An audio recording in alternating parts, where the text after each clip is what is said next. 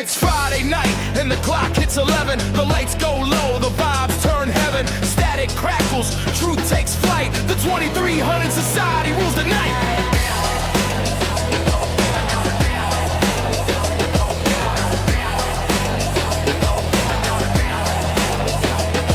Now the story starts when the moon's just right. The general's in the booth, commanding the night.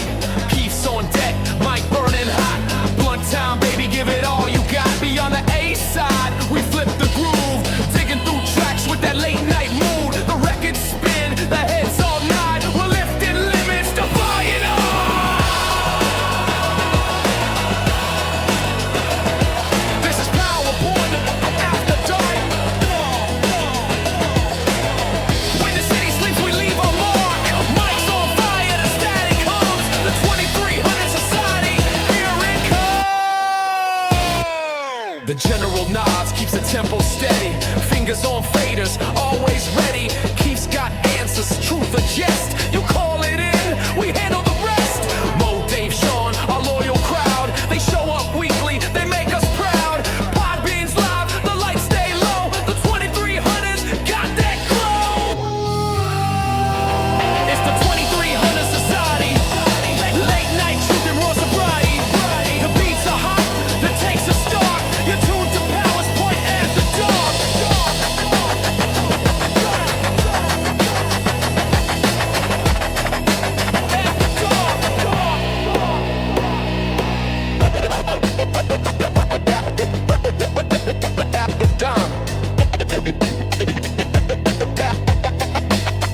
After dark, General, you ready? Always blunt time. Keep flip that A side, make it shine, make it shine. The vinyl pops, the crowd goes mad. Truth hits harder than the week you had. It's 2 hours deep in this neon glow, where midnight secrets start to show. No scripts, no lies, no mask to wear. Just stories, laughs, and the truth we share. From the underground up, we keep it loud. The 2300's that sacred crowd. So when the clock strikes and the lights go dim, grab your drink, let the madness in. The general commands, the booth ignites. Welcome to the best damn Friday night.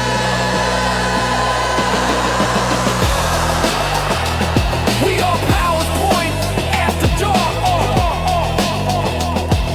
The 2300 leaves its mark. When the world shuts down, we spark. We're after dark, after dark. The general stands, key drops bars. Podbean waves reach past the stars. Mo, Dave, Sean, salute, embark. You're part of the 2300 society after dark.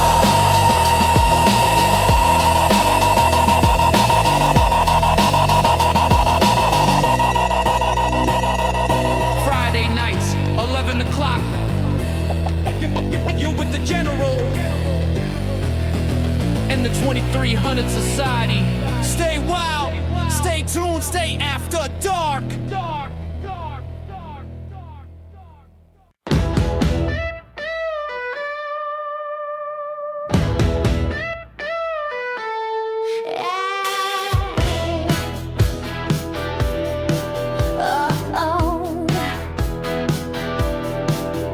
When the sun dips low and the night creeps in, we crack one open, let the noise begin.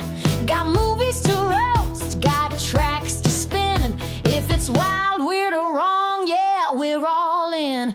It's the Power's Point after dark, where the truth hits harder than a question mark. Laying down laughs, sometimes we spark. You never know what you'll hear after dark.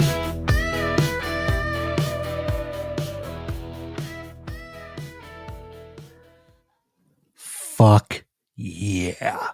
Welcome to the Powers Point After Dark, where the lights are low, and they really are. The vibe is right, and they again are, and the music is waiting to be spun. I play the music that I feel that day. And right now I feel kind of angry. I feel kind of in a good mood because Keith and I are back. I hate taking weeks off. but I had no choice. I'll explain that later. But tonight's episode is Only Happens in the Movies. You know the deal. That wild movie logic that makes you laugh, roll your eyes, and still secretly you wish life worked like that. Like in the movies, people wake up perfect, hair, makeup, mood, all on point. Me? I wake up looking like a zombie extra on The Walking Dead. And somehow, nobody in movies ever needs a charger. They can live stream through a hurricane, hack the Pentagon, and still have full bars. Meanwhile, I check one weather app and my phone's begging for a wall outlet. We've all been there.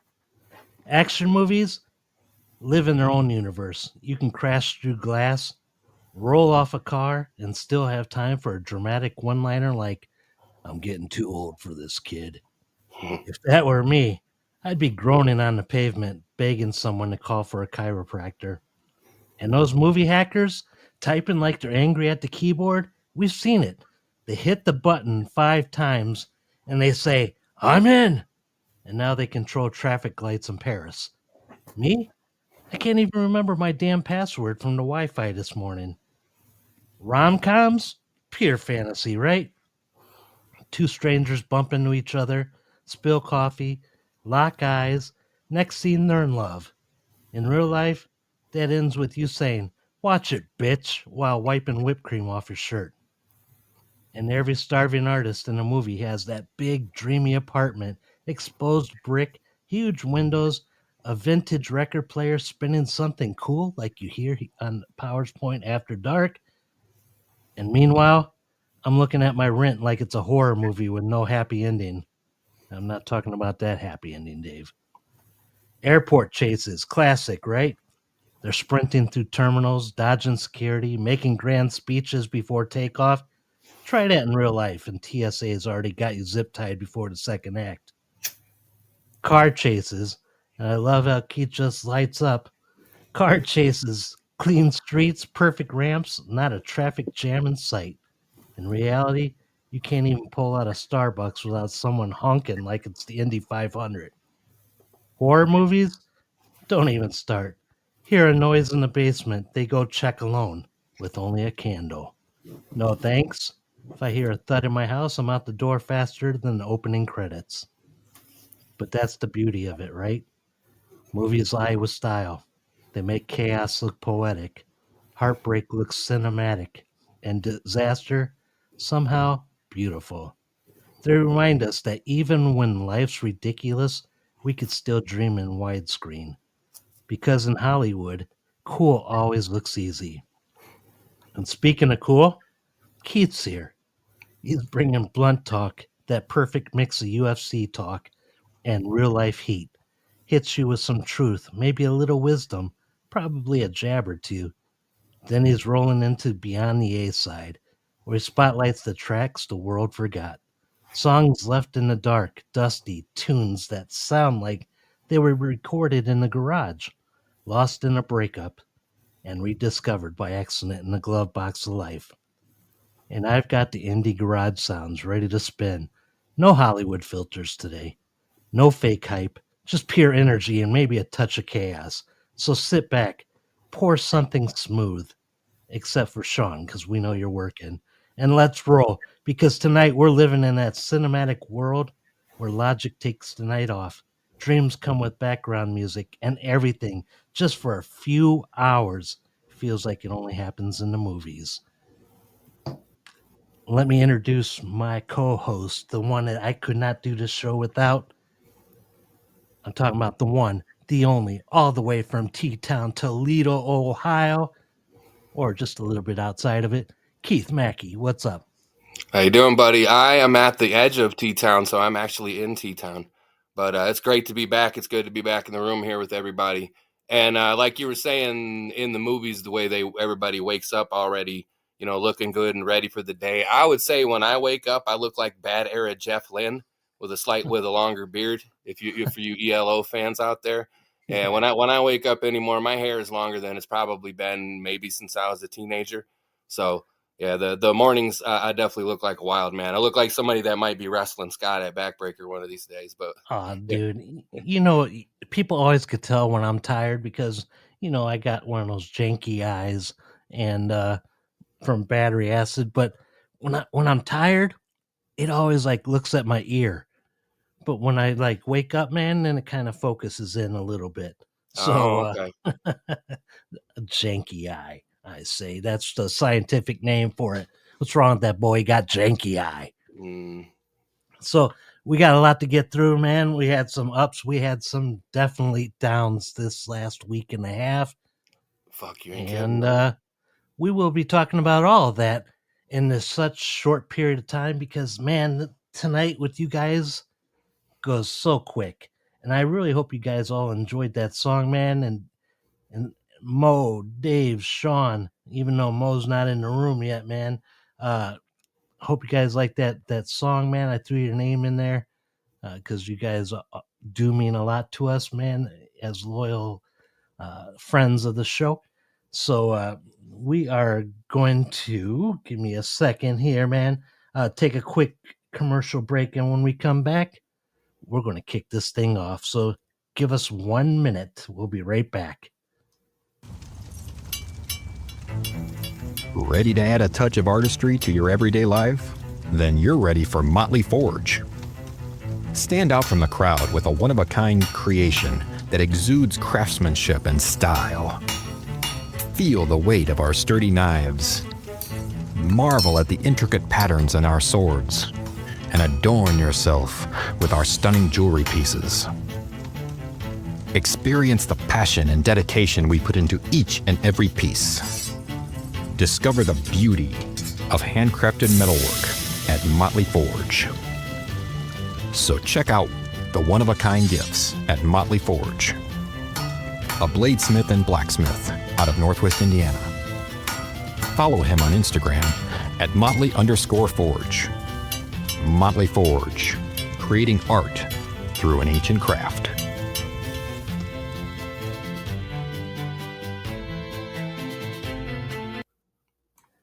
All right, welcome back to the show. We've been fooled once. We've been fooled twice by JB, who's also the co-host of Powers Point podcast. He makes these really cool commercials, but we keep getting tricked by muting and unmuting when we play the commercial because it sounds like he's going to fade out, be done with it, and then boom, he starts back up again. Yeah, he lulls you to sleep and then hits you with the quitter. So we actually talked about that on the podcast tonight. Okay. It is the show before the show, and you'll be able to hear that in the next couple of days. And I just got to tell Sean, man, we are talking on the Powers Point podcast about facts. We're giving you more facts, man. So in the last 3 episodes of the podcast, seems like all we've been doing is giving damn facts. So don't Just the let facts, me. ma'am. Yes, just the facts, and don't let me hear you complain that we don't ever do that. So as I said, this is the Powers Point After Dark, the show after the show. And if you don't know what we are about, man, just stay in the room with us. We play some pretty cool tunes. I think there's some cool co-hosts, and there's some suave people talking on the mics. There's some cool people out in the audience, and we just like to have fun. And we talk about anything and everything, just like on the podcast, with the exception of 2 things. We don't talk politics. We don't talk religion. And why is that, you ask? Because we aren't the 700 Club. We are the 2300 Club. We aren't experts. Do you like that one, huh, Keith? Yeah. It just hit me. It just hit me, man. And Sean had mentioned that just a couple days ago, man, asking about copyright infringement. But Right. it's good to have people watching your back, though.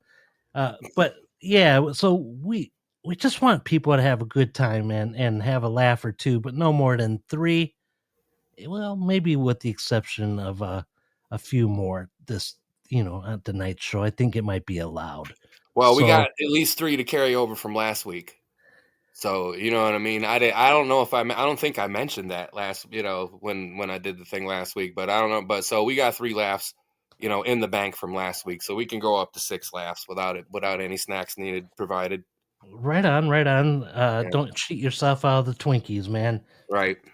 Oh, trust me, Okay. I won't do that. I tell you what, though, that commercial, hearing that commercial makes me wonder, what do you think we would have to do, or somebody would have to do, to get Johnny Motley on Forged in Fire? What do you mean? Yeah, have you ever seen the show Forged in Fire, where they do Oh yeah. I exactly what think he does? Like, how could we get Johnny Motley on there? he's tried out for it, man, or Really? put his resume in, as if you will, if that's the word, resume, to get in the game show. Uh Application, I think it is. He probably would have had to submitted like a video application, something like that. and plus, he's a dad, and Okay. lots of work and all that. So trying to find time, to he barely has time to go out and make the orders that are coming to him for everything he's got to make. But right now, he's out in the woods with the rest of the Backbreaker crew, man, because it's their annual uh, weekly camping trip. So for everybody in the Backbreaker Wrestling, man, every October, all the guys meet up in like 70 acres of property, and it looks like Tent City, and they got all these big kettles cooking in the ground. They bury these big 10-gallon cast iron. They dig big holes, and then they start the fires, and then they like fill it up with Italian beefs in one. Uh, lots of liquor. I'm not even going to lie about that one, and Wow. plenty of guns. So it sounds like a bad night, but it's really a fun week. Uh, And I don't. that's going on right now? Yeah, it started Thursday and it ends Sunday night. Oh man. Have you been there? You, Have you made an appearance? you know, I don't go sometimes because they like to throw it on my anniversary weekend. This is my anniversary weekend. I'll be married 23 years Oh, Sunday. congratulations. That's funny you said that. That's crazy you said that, but we'll get into that later. You know, as I said, lots of ups, many downs, and I'm just gonna knock the downs out first, okay, man? And Yeah. let's start off with my aunt, the aunt that I always say, well, hello, hello, on here. I say it on the podcast. It's like Carol Burnett when she tells her grandma hi, she wiggles her ear on stage, and not her grandmother's ear, but her own earlobe. And I always do it to say hi to my aunt. And I've said before that she was sick, and uh, well, she passed last weekend, and I was supposed to go to a comedy show, and where I went wasn't funny. Like seeing my aunt in the coffin, man, and saying goodbye. It's always hard, but I know she's with us in spirit. I know she can hear better here, than she could with her Alexa. I'm not saying that name because I don't want people getting pissed off when all their speakers pop on in the house, you know. Yeah, it did it to me before. So, like when I did it on the podcast one time, I think I kicked off like 20 my record, I know it did mine for sure. It set mine up for sure. and it's it didn't stop there, man. It didn't stop there. A couple days later, got the news in the morning, man, when I got off work, like you're tired, and you may be a little bit more emotional, after working 12 hours, and you finally relaxed, and then you get a phone call saying that one of your brothers in arms, man, in the wrestling passed. And this guy, man, he's the first person that I won the tag team belts with against in Fire Pro Wrestling. They were called Crime and Punishment, and it was me and Kay Lee. We were Law and Order, and the guy's name's Billy Vick, and he used to be like road companion with Junkyard Dog. He used to do jobs at Mid South Wrestling. He used to, like he was the most loving dude. Even if he didn't know you, he'd give you a hug. Uh, like Keith, you really got to know him because you made him in the video game, and the dude was like so appreciative of you, and he never met you at the time. Absolutely, and then when I did get to meet him, he couldn't have been nicer to me. I'm glad that I got to meet him. He was a good guy, and I remember I have a really good memory of when he was in the ring. This is definitely my most prominent memory of him was he was going back and forth with some of the like teenage boys heckling him in the front row, and he points to a lady and he says, "I'm gonna tell you what. Do you remember this, Scott?" No. He goes, "You guys will never in your life have a lady that has that with the class of that lady right there." That lady was his wife. So Ye- that's my, my most my favorite memory, outside of just getting to meet him. He was a nice man. He really and was. He was a good you, guy. the guy was a hugger, and Yeah, uh like he didn't even know my dad, and he gave my dad a hug at the baseball field when we wrestled, and I was in his last match. No, I think he wrestled one more time after that for backbreaker the following weekend, but that's he right. He was in was that. in that match. he Wow. he was the first match with me, you know even though I didn't square off with him in personally one-on-one in that, uh the guy was quick to help young wrestlers in training, offering advice, or you know uh he had two of his sons working in over the on the ropes a couple years ago, and I think this was your first show, uh Keith, and Okay. they came out to wrestle, and everybody was beating the shit out of them, and then as we go back, uh Punisher's like, well, damn, because he had like a or Arkansas draw. Sorry, I insulted him. He had an Okay. Arkansas draw, and he's like, well, damn. He goes, save a piece for me, man, because their ass is about to get fired up. And he went out and whooped his son's asses in the wrestling ring, man. And they got to share the ring with their dad that night, man. And That is it's so really, cool. really cool, man. And definitely gonna miss this guy. And just talking about him gives me goosebumps, man, because I could feel his spirit here too. Yeah, and And I tell you, with me, I appreciate the fact that I got to do something for him that while he was alive. Like it's one thing if I met him, whatever, and then find out he passed, and then you know what I mean. I like make his wrestler something in a tribute. I'm happy that I got the opportunity to do it for him while he was alive and got to meet him and talk to him. You know what I mean? That alone is I'm extremely grateful for that.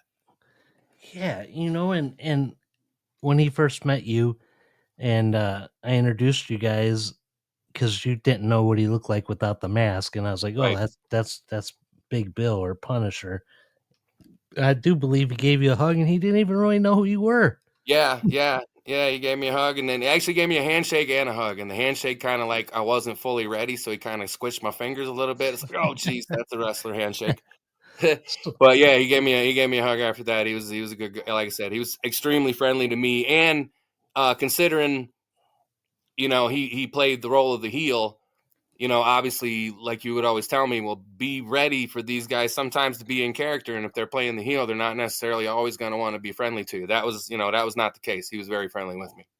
right, and I agree. So, Big Bill, I know you're up there looking down on us, man. You're up there. You're going to have some more stories for us when we see each other again, like you always had in the locker room. That boy had more stories than the library, and they were always entertaining. They were always fun. The dude can cook a hell of a barbecue brisket, man. Oh, man. And again, uh, Big Bill, Punisher, Vic, R.I.P. Man. Rest in peace to you, sir. So starting off before the week, you did you gave the boys and whoever else listened to the recorded show. Uh, you text me. You're like, man, are we gonna do a show this Friday? I was like, nah. And you're like, yeah, but we gotta give the boys something to listen to, man. So you did the solo show last week, and it was awesome job, man. It was an Thank you awesome very job. much. Thank you very much.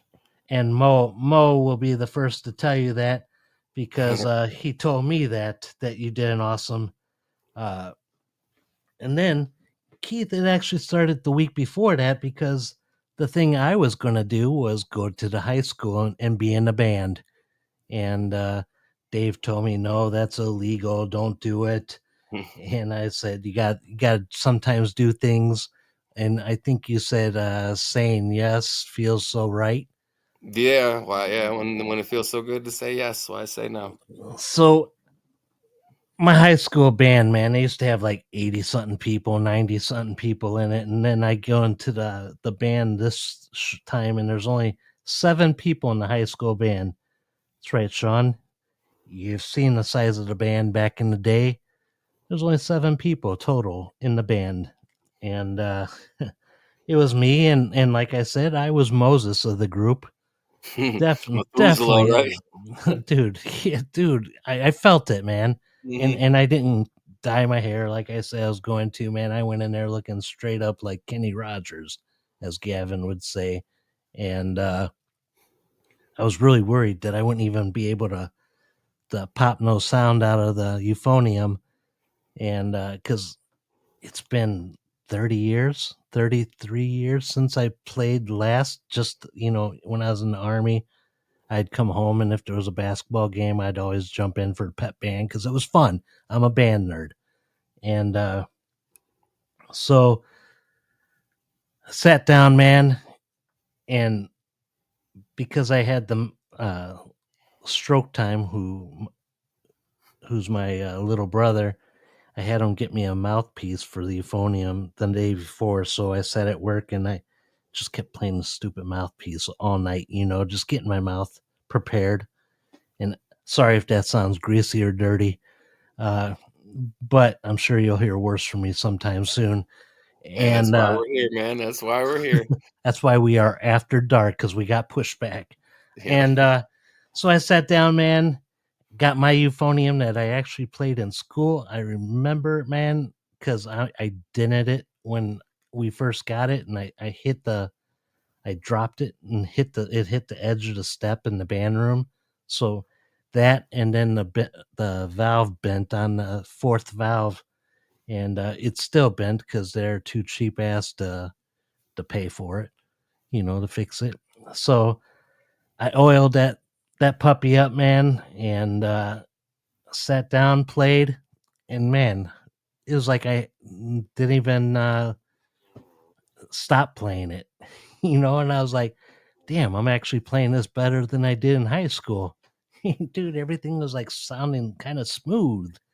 And I gotta say the one thing, uh, I read treble clef music because bass clef I can't, I know what to do if I have time, you know, and then I have to get my mind right to read it. And so he handed me the music. It was wrong. So I didn't have no music. So I told the trumpet guy to stand by me for a second, man, so I could watch his fingers on the valves again. Sorry if that sounds dirty. Hmm. And I watched his, man, and then I played all the music by memory. And I just need to see it refreshed, kind of like dusting stuff off and jumping right back in. So it was fun. The band teacher asked if Mr. Kelly asked if I was going to be returning when they do it again because he wants to do it like 4 or 5 times a year, different sporting events. And I was like, yeah, no problem. So looking forward to it. Right. And We also got to understand their year is 9 months.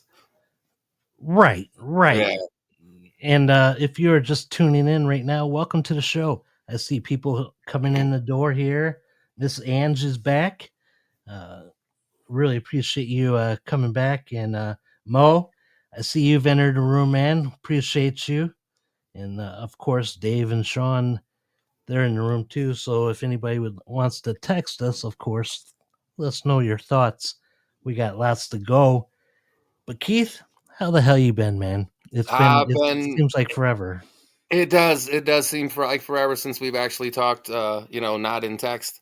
But it's it's been interesting as well, not quite as bad as it was for you, but we've definitely had our episodes here. But some good, some bad is all good, right? Right, right. Yeah. So it's actually my daughter's 22nd birthday as soon as it hit midnight tonight. And actually I'll go into a little bit that later on Blunt Talk, but happy birthday to my baby girl.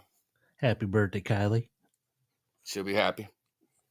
Uh, and I seen, since we heard about you smashing through the garage doors like a madman in Toledo, Absolutely. also seen you repair some garage doors, man, and look good.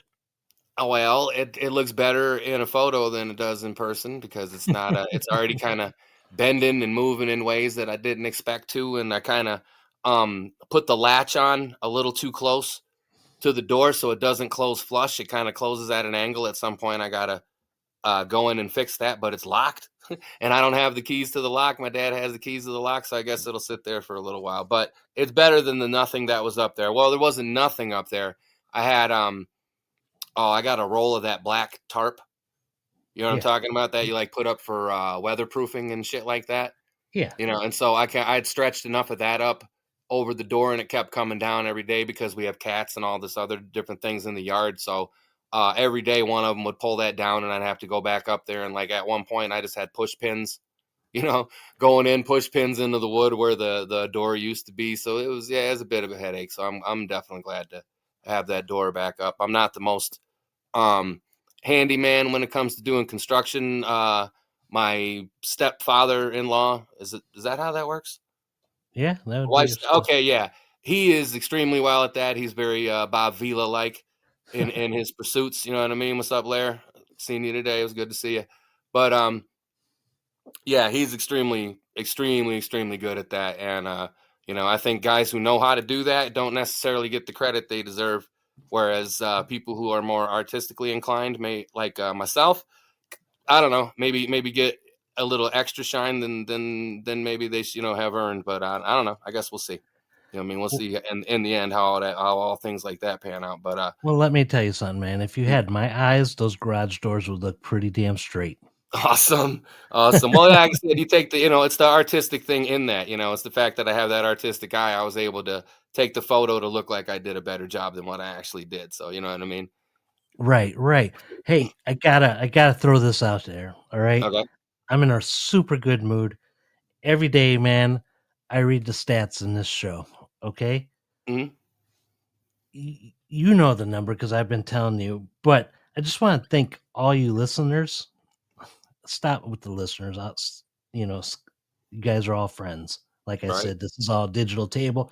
And because of you guys, we are 35 away from hitting the 1,000 downloads Oh, in nice. just like 8 weeks, man.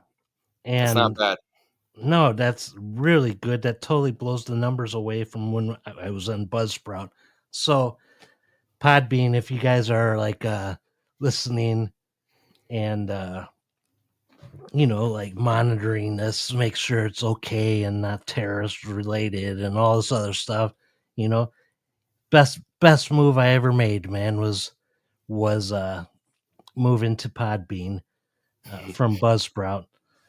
Also, All because somebody had to go a little too fucking hot under the collar. Right? And then what it was something else after that. I can't remember what it was. It was something either way that had to do with like I don't know. well, Me fucking up somehow led to a good thing. So like the numbers, man, the numbers. I hated the numbers in Buzzsprout because I'm a numbers guy, man. When it comes to the show, the podcast, sometimes I say, nah, I don't care about them, but I do care about them. And I'm not looking to make any kind of money. Maybe down the road, if everything goes right, cool. But that's not why we're doing this. We're doing this to just kind of like hang out with everybody here because, man, Dave, it's been a long time since we really hung out. Sean, it's been ages since I seen you and Mo. Shit, we talk every damn night for hours. Uh, but I love hanging out with all you guys. I love meeting new people, seeing new people, and I get excited when I see like new countries pop in listening to the podcast. And dude, just the other day we popped in Iran. Iran, you know, uh, we're in Singapore, we're in South Africa, we're in Australia, we're in Sweden, we're like big time in the U.S. We're in Brazil. Uh, that's amazing, dude. Cambodia, Thailand, uh, and That is wild. So Flock of Seagulls could have answered that one. You could have named everywhere else, and they could have said, "And I ran." and you know what? One of the cool things is, Keith, is we aren't trying to be somebody else, man. We are just being ourselves. This is who we are. This is how we are, and like Keith, I think's a lot more chill than I am. Like I act more chill than you do. definitely, man, definitely, because Mo's seen me get mad before, and no, it's awesome. It's awesome just seeing this stuff and being like, holy shit, we're in Singapore. We're in Japan. you know, uh Yeah. people in Hawaii are listening to us. And it's so cool. You So ever, you ever hear the expression, "I'm not big in Japan, but my dick is"? You like that one, Dave? I never heard that, man, but you should make a Okay. shirt of it. Right. Dave will wear it. Right. And no, it's cool, man. It's really, really cool. And whenever I'm feeling down, which is like lately, the last week and a half, and uh, it's just I look at the numbers, man. I see the people that like tune in with us. I see people returning just to hang out with us on a Friday night, Saturday early morning. If you're on the East Coast or further out, uh, it's so cool. It's so cool. So whenever I say or Keith says, "Welcome to the show," you know, it's cool. And like I said, Dave is like our Walmart greeter, man. He he makes sure to tell everybody hi, and everybody's like really cool with each other. So, and I meant that in a good way, Dave. I meant that in a good way. That guy was counting down like the last hour and a half, Oh, and wow. yeah, and looking forward to this. So, if Hey, you because guys see, time, man, you can't put a value on time.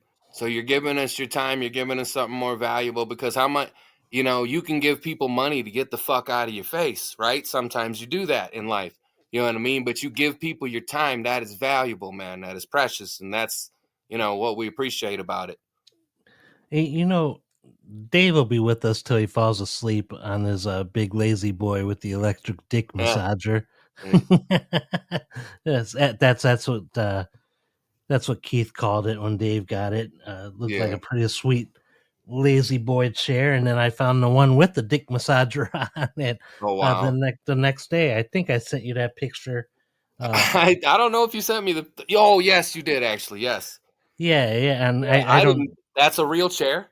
Yeah, that's a real chair. No, that Holy ain't a shit! I real thought it chair, was. dude. I thought it was a joke. That ain't a real chair. That was just something made up, and Oh, you never know anymore, man. People make everything. I mean, considering, Elon Musk was watching fucking Spaceballs and decided to make a flamethrower. You know what I uh, mean? People just sold decide out shit and they fast. and they do shit. I tried to buy that damn flamethrower Did you really? thrower. Yeah, I tried to, man.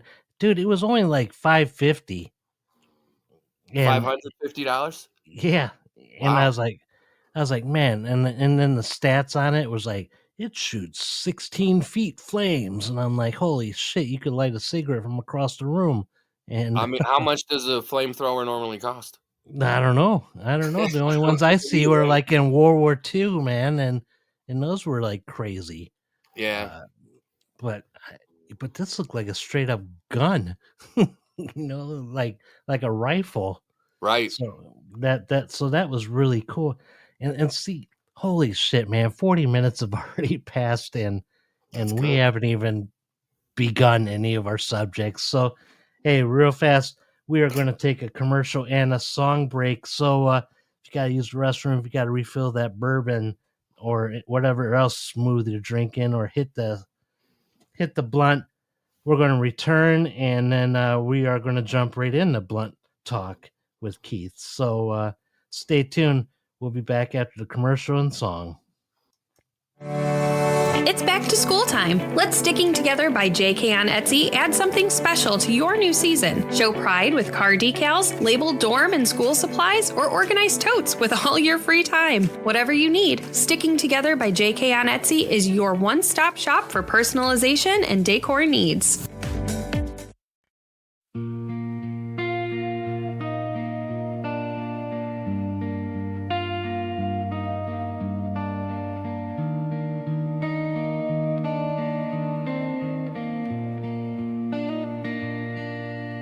You were leaning on the balcony rail, coffee cold and your skin was pale. I was strumming on a broken tune, watching sunlight die too soon. And the streets still wet from last night's rain, but the quiet here don't feel the same. If you're leaving, just let me know before the morning lets you go.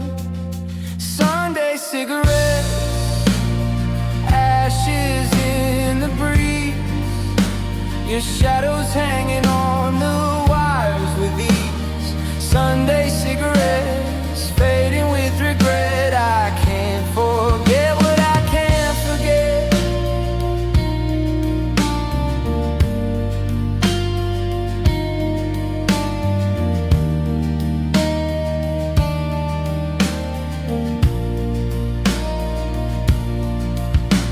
Your shoes by the door, they were worn too thin, like the stories that we've both lived in. The silence hums through the radio, but the static says what we can't show. And the world keeps turning slow and strange, but I can't find a thing to change. If tomorrow comes and you're not near, will the smoke still linger here? Sunday cigarettes, ashes in the breeze, your shadows hanging on the wires with ease. Sunday cigarettes, fading with regret. I can't forget what I can't forget.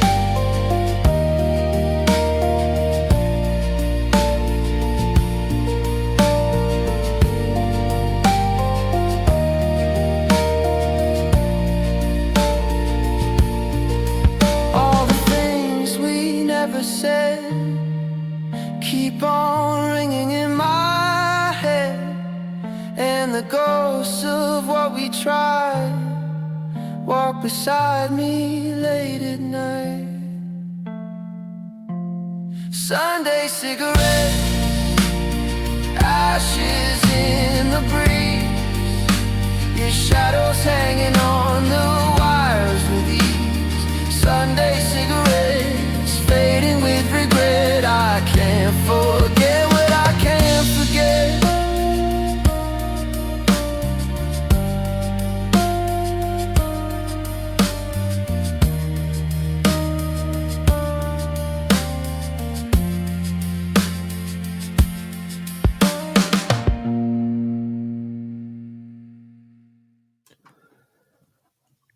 All right. You know what time it is?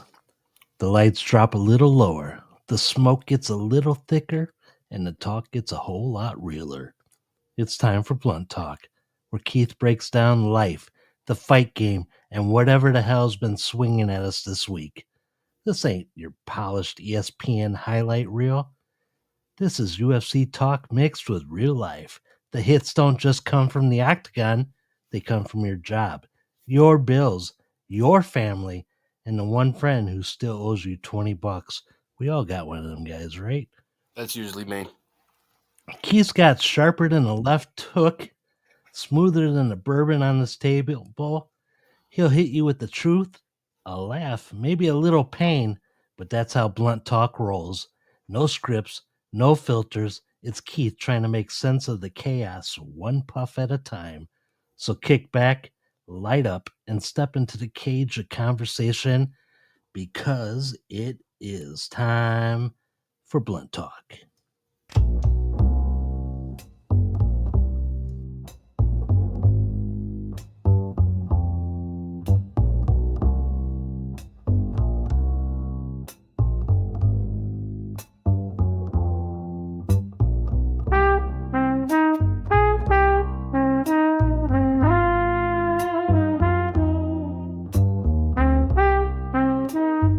It's time for Blunt Talk. Here's Keith Mackey.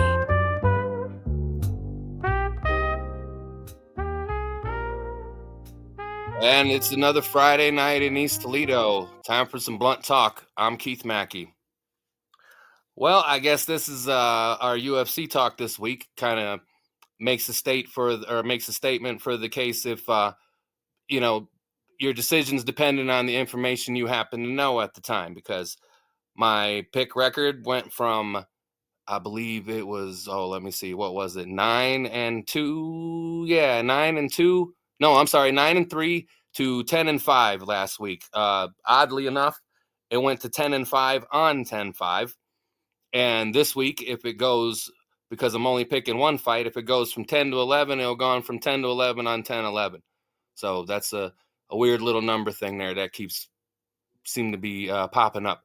But of the three fights that I picked, I would have probably picked different, again, had I known, for one, that in the main event, the champion had a severe rib injury when he went into the fight that nobody knew about, so I definitely wouldn't have picked him to win.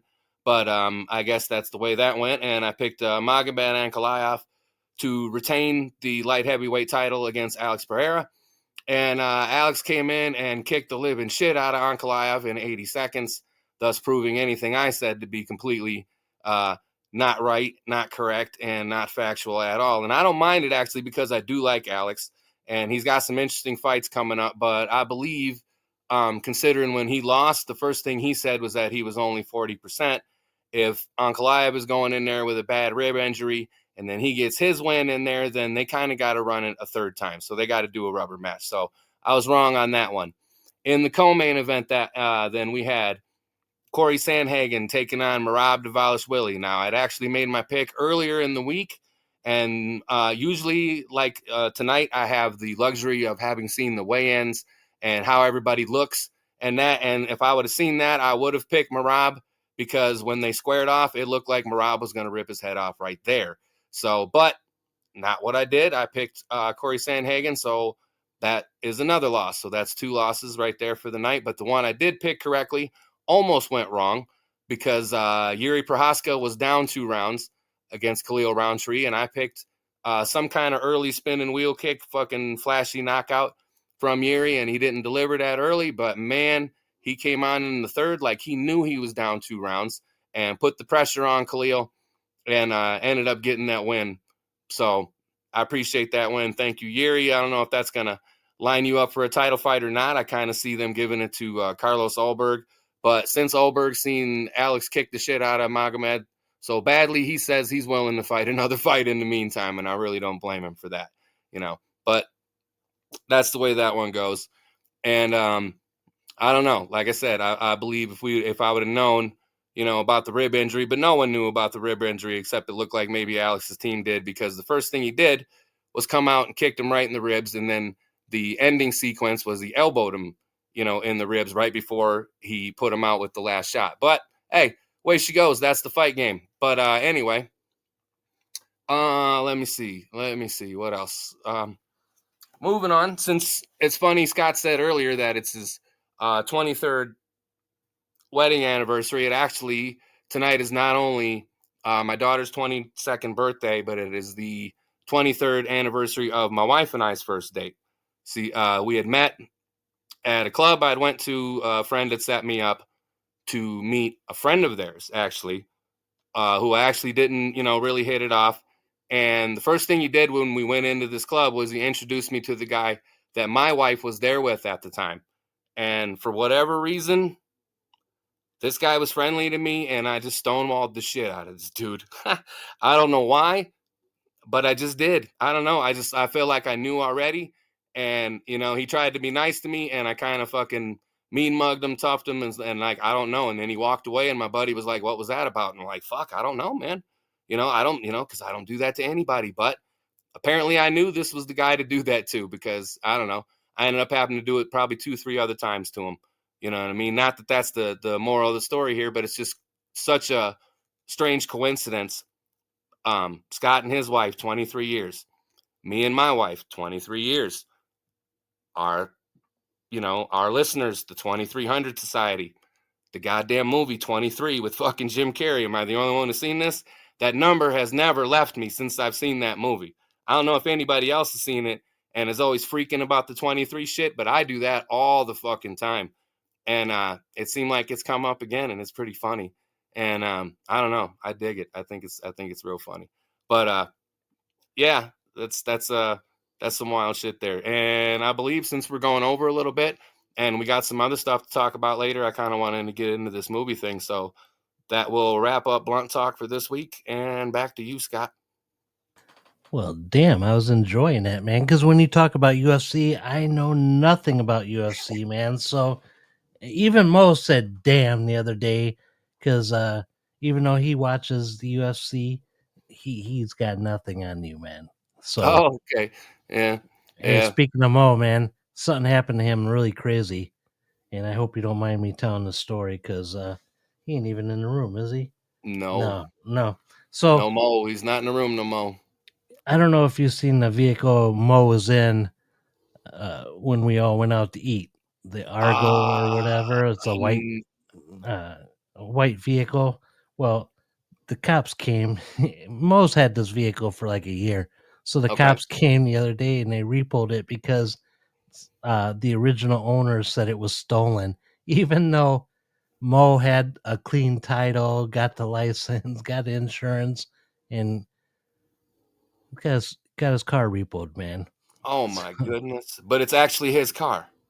He bought it outright from the repo man, and I guess they towed it and repoed it and sold it off right, and he's got the clean title. And the cops, I guess, said this happens all the time, but they won't give him his vehicle back, and they're giving it back to the original people who got it repoed in the first place, man, from Holy them. shit.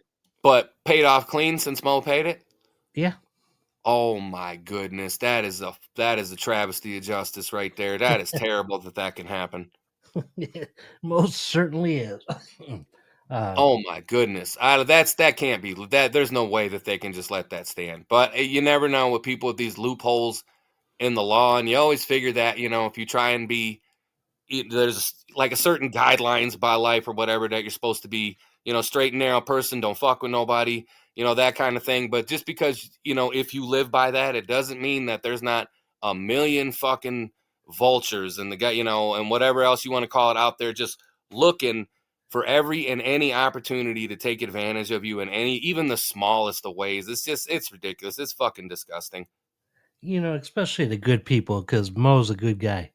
Right. He'd give you a shirt off his back, even though it Right. wouldn't fit me or you. Right. It's No, it wouldn't. It wouldn't. Yeah, it wouldn't fit neither one of us. yeah. So it's man, it's just shitty things happening, man. So uh, yeah, but yeah, your UFC talk, Mo's like, man, I don't even know, like the weights and all this other stuff, and he goes, Keith, man, he knows everybody. He knows what the scales are. He knows everything. Yeah, I gotta see. There was another fight. You'd say in the scales. They had a guy weigh in today that they knew wasn't gonna fight. I didn't understand that. It was another fight that I was interested in, but there's one guy who's, I don't know, kind of shaky, with his, but he's the brother of Kamaru Usman, a guy who was the former champ at one point. They were saying was one of the best ever, next to like George St. Pierre. But then there's this other guy who's the brother of Johnny Walker, a dude who won a few weeks ago when I actually picked against him. But his Johnny Walker's brother has been ripping fucking legs off and got 3 heel hook finishes in a row since he's come to the UFC. That might be more than that. But like the other guy pulled out of the fight the day of the, like either the day of the weigh-ins or a little bit before that. But it turns out that they pulled him because he had tested hot in like September of 24 or some bullshit like that. It's like, why did you wait till now? You know what I Right, mean? right. To pull this fucking dude when, you know, I don't know. So it's I'm assuming the one guy gets his money, like I always say. But again, when they pull these guys off the show, there's so much more at stake, man. You know, that he gets, if he goes out there and he performs well, just what do they call that? Recency bias. You know, if anybody, they haven't seen him recently, you know, they kind of forget that he's out there. You know what I mean? Yeah. So, but hey, we're going to take a quick song break, man. And when we come back, we're going to have Keith flip over to Wax and tell us about some long lost song or a new song, whatever he feels like or whatever he could dig up. And we'll be back after this song.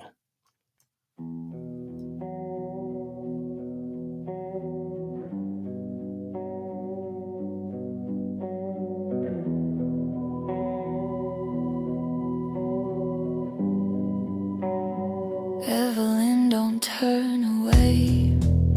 I've been rehearsing what I'll say.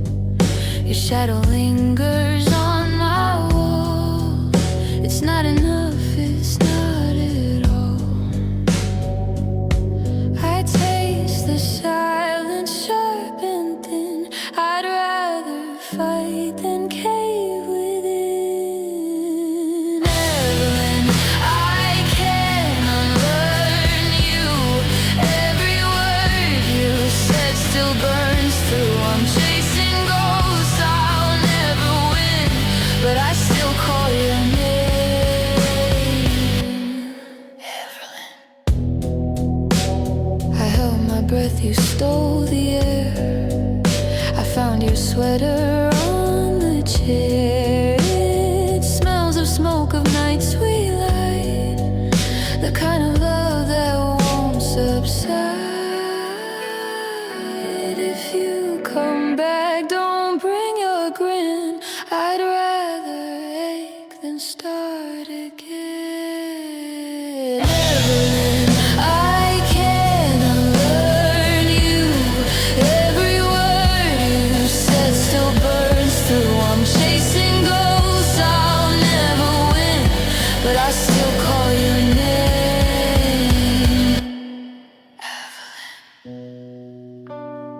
Whispers in the static, fingers cold erratic, pulling me apart.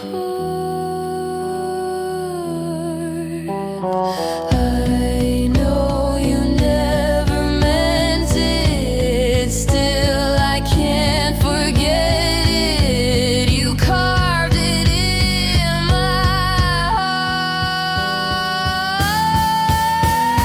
Evelyn, I can unlearn you. Every word you said still burns through. I'm chasing ghosts, I'll never win, but I still call your name.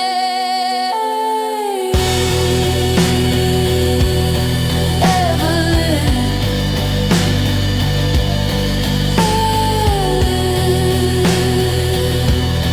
Evelyn, you're the echo I'm living in.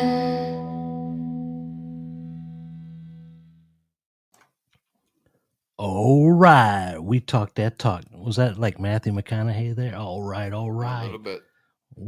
We've talked the talk. Now it's time to drop the needle and head beyond the A side. This is really Keith's territory. That late night corner of the turntable where the forgotten tracks live. Songs left in the dark, skipped over, or just waiting for someone to remember how good they really are. The A side might have had the spotlight, the hits, the hype, the airplay, but the B side, that's where the heart hides. That's where the stories live. The ones too real, too raw, or too weird for radio. Keith, he's the guy who digs them up, dusts them off, and gives them one more spin under the after dark glow. He's shining a light on the songs that got lost in the shuffle, but still hit deep if you know how to listen. So lean back, turn it up, and let Keith take you somewhere that charts forgot, because this is where the real music breathes. This is the A side. Flip the wax, turn it over, beyond the A side, where the midnight rover, digging deep cuts, yeah, the freaks collide. Keith's got the sound from the other side.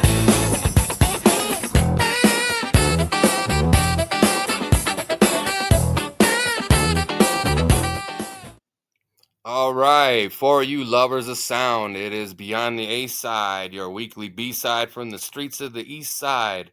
And last week we took you to the streets of LA for the Doors, and we're going to keep you in the streets of LA this week for the next group. 1992, when I was a junior in high school, a friend of mine was sitting there listening to his cassette Walkman, as you would in those days. And naturally, I asked, "What are you listening to, man?" And he says, "You know what? These guys talk a lot about smoking weed. I think you'd like it." And this is the first time I'd ever heard Cypress Hill. And it was the very first Cypress Hill self-titled album. And the first song I heard was How I Could Just Kill a Man. But that's not the song we're going to be talking about tonight. Tonight I'm talking about, I guess, which really could be, you're getting kind of four different groups and some B-sides here, but they all have Cypress Hill in them. And the first one I'm going to talk about comes from the Judgment Night soundtrack. And if you're fans of Pearl Jam, the song is called Real Thing, and it is Cypress Hill and Pearl Jam. And it's a rocking, real up-tempo one, and it's got a nice, heavy, slick guitar riff, and fucking it's got a good intensity one to work out to, something like that, you know what I mean? But it's definitely one of the more angry ones. I've actually, to this day, haven't seen the movie Judgment Night, but I definitely own the soundtrack, and it was a bunch of crossover mix-ups, if you will, between rock and roll bands and hip-hop groups of the time around that era. And it was a really cool soundtrack. They had like Mudhoney, who was another one of my favorite bands, let alone Seattle bands, paired up with Sir Mix-a-Lot, and they had Run DMC on there as well, and a few other people. But particularly the ones that I enjoyed was their the Cypress Hill with Pearl Jam, and there was another Cypress Hill song with another group that I love by the name of Sonic Youth, for any Sonic Youth fans out there. And this song is called I Love You, Mary Jane. And that's another good one. So when you have the aggressive kind of rock and roll angry side of the Cypress Hill with Pearl Jam, this is a nice, contrast to that, where it's one of the more mellow ones. And of course, Be Real in his nasal vocals loves, putting his lyrics out about the Mother Nature's finest. And I appreciate the shit out of that. And even more, going one more B-side here. A couple weeks ago, I did the Beastie Boys B-side, and something that I should have probably mentioned at that time was there's a really cool remix of the song So What You Want, and at the end of it, it has Cypress Hill on that one too, so it's actually a remix of So What You Want with Beastie Boys and Cypress Hill. And the first time I had heard about this was I was watching Arsenio Hall live back in the day, as you would, because I tend to watch, I watched Arsenio pretty much every night, as I think a lot of us did back then. And I was a huge B-Boys fan at the time, huge Cypress Hill fan at the time. The posters in my bedroom wore Beastie Boys, Jimi Hendrix, Cypress Hill, Ice-T, and Jim Morrison. So that was, those were my big ones at the time. And the Beastie Boys came on Arsenio, and they was doing So What You Want. And then suddenly, DJ Hurricane came out, and he did a verse. And then after that, fucking Cypress Hill walked out, and I lost my damn shit. I could not believe it. I loved it, and I had never heard it. Couldn't find it any through the times of my youth, and thank goodness for the internet, and everything that it provides. And fucking considering you can go and get everything now that I used to spend all my spare money on. Any of my disposable income I was spending at the used record store or the record store, buying up music, any kind of thing I could get my hands on. But again, some of the stuff you just couldn't buy. It wasn't available anymore, or anywhere, I should say. And this was one of those tracks. But again, I say, Beastie Boys and Cypress Hill doing So What You Want. What else can you ask for? Beastie Boys I'm sorry, anything with the Beastie Boys, but I'm not talking about them. I'm sorry, excuse me, but Cypress Hill and Sonic Youth, that's amazing too. Cypress Hill and Pearl Jam. So, you know, to me, those are some pretty fucking quality B-sides, especially if you're a Cypress Hill fan. Like I am, I got to meet Sin Dog at a Lollapalooza in I can't remember the year. I believe it was 1995, something like that. We caught him and Eric Bobo, the percussion player, walking through the crowd. They weren't necessarily the nicest of gentlemen, but hey, we still got to meet them, and they played a great show that day. And again, love Cypress Hill, so check those three out. It would be The Real Thing, Cypress Hill and Pearl Jam, I Love You, Mary Jane, Cypress Hill and Sonic Youth, and the Beastie Boys remix of So What You Want with Cypress Hill. And with that, those are your weekly B-sides. And back to you, Scott. Dude, the Beastie Boys, man. Every time someone mentions their name, it puts a good feeling in me, because there was so many incredible tunes, man, and their documentary is really awesome. And Yeah, it is. Yeah, it is. And we and grew there's up with them, right? what's it? We grew up with them. Yeah, You know what I mean? As people from our era, we grew up, I remember first hearing the Beastie Boys in probably the 5th grade.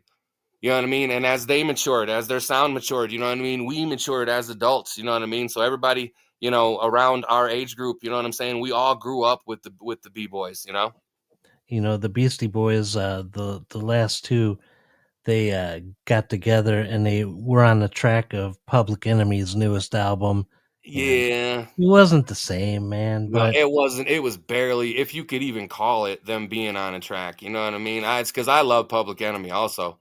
and who was also on Jimmy Kimmel last week? Because I think I messaged you. I'm like, holy shit, Public Yeah, Enemy's on, man, and Terminator X was there.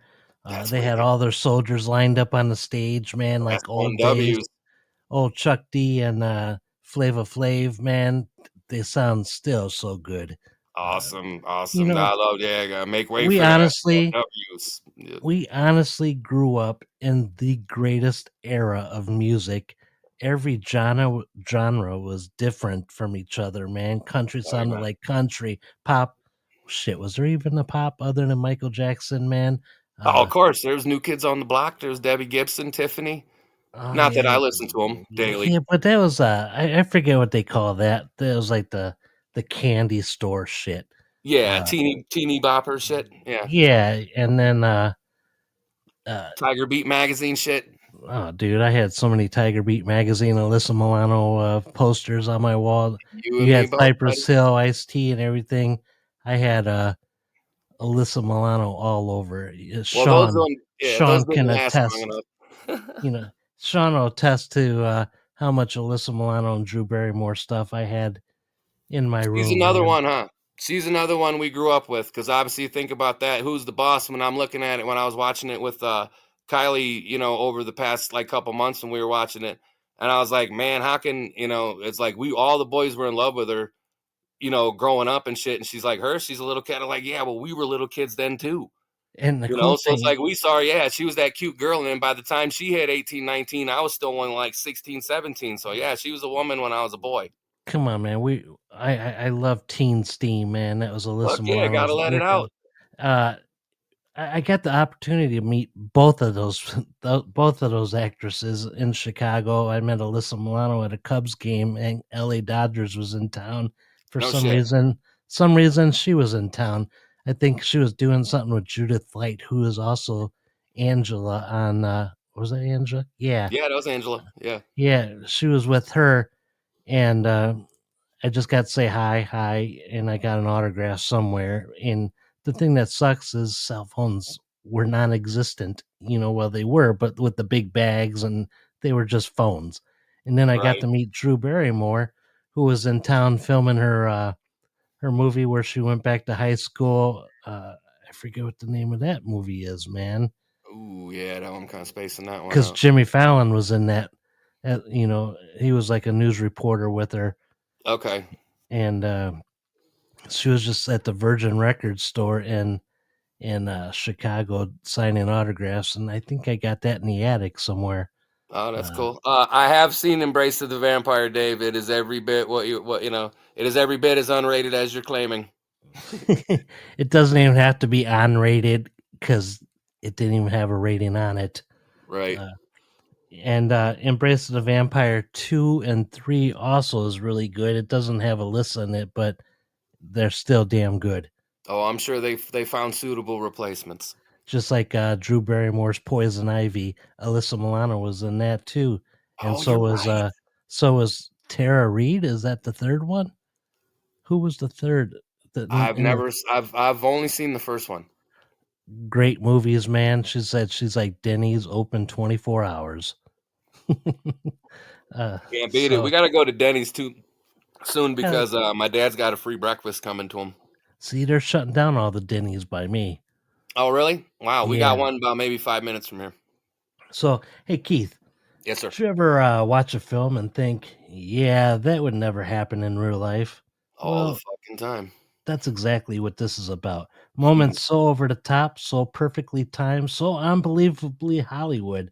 You just have to laugh and go, yep, only happens in the movies. So, we're going to be breaking out the reel of ridiculous, the kind of stuff you'd never see outside a script, but somehow we still love it every time. So, Keith, do you have any examples of this, or I have some that I could pop off? Oh, I got several. The first one actually, it's because obviously we were supposed to do this back last week. I haven't written down, but it's the first thing I have written down is there is a clear cut hero and a clear cut villain in the movie. And that's definitely something you do not get in life because usually what's the basis of a movie is some kind of like disagreement, altercation, something kind of, some type of situation, usually dissension between two parties. I mean, it's usually two parties, and when you get into real life, when do you ever get a clear cut? You know what I mean? If you ever hear anything, it's usually from hearsay when it's any kind of fucking disagreement with somebody, and things are always told in a way that's like convenient. Things get left out, from one side, and then things get left out from the other side, and you got to kind of piece together what the fucking truth is in there somewhere. Whereas in the movie, they tend to at least, even though sometimes they have you rooting for total shitheads and people you shouldn't be rooting for, they at least give you the sense of, well, this is who we want you to want to succeed. Whereas in real life, you don't get that, I don't think. Right, right. Yeah, I agree with that one, man. So, how about this, man? Explosions don't kill you; they make you look cooler. I You know. walk away in slow motion, sunglasses on, zero burns, because in real life concussions are optional. Apparently, Hearing completely intact. yes, man. I meant Blues Brothers, perfect movie, perfect example. I mean, the whole building falls on John Candy and John Belushi and Dan Aykroyd, and I meant the whole building, dude. All like 10 stories, and they just stand up, dust themselves off, and continue on. Like they didn't even ask what the hell happened. They just got up, dusted themselves off, and left, man. That's great. That's great. Now, do you ever like obviously like 80s comedies and especially 80s sitcoms, particularly like, the Three's Companies and the types that I like that. They're usually based on some form of like misunderstanding, right? You know what I mean? Yeah. Somebody heard something wrong and that's really not the case, but then they fucking, you know what I mean? And that's where the antics pick up, is what happens in the misunderstanding, and that's the funny stuff. But like, you ever sit with somebody who like what they're wanting would just completely is like, well, if that happened, we wouldn't have a show. It's like, why don't he just tell them that this was this like that? You know what I mean? Why do people, why do they not tell the truth? Why do they always have to tell a lie and try and cover up something? It's like, well, you got to understand, if that happened, we wouldn't have 20 minutes of capers to watch. It would be a very short show.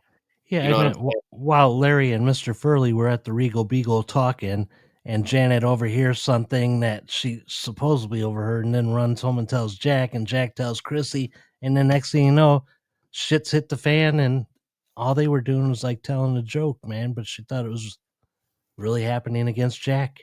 Right. And then one person's completely out of the loop, right? And don't understand what's going on. That's usually what causes it to break.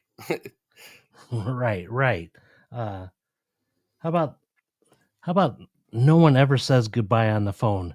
They just hang up in mid sentence, like, "Yeah, meet me at." Must be a Hollywood data plan thing.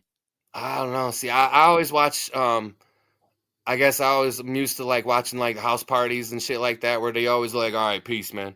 You know what I mean? So I don't know. I guess I can't really think of a good example of people talking on the phone in a movie that wasn't like something like that. You know what I mean? Well, Sydney and Scream, it didn't end for her good. I've never saw any of the Scream movies. Oh, that's I went there to see Drew Barrymore in the first one, and then she got hacked up in the first 2-3 minutes, and I walked out, dude, because it was over for me. Oh right, yeah. There's not. Yeah, the appeal had left, huh? Right. Right. Jamie Kennedy's in that, right? Isn't he the one of the main dudes in Scream? No, I'm not sure he's in it. I know. Man, I See, I can't know we think. watched the scary movies. We just watched the first one of those.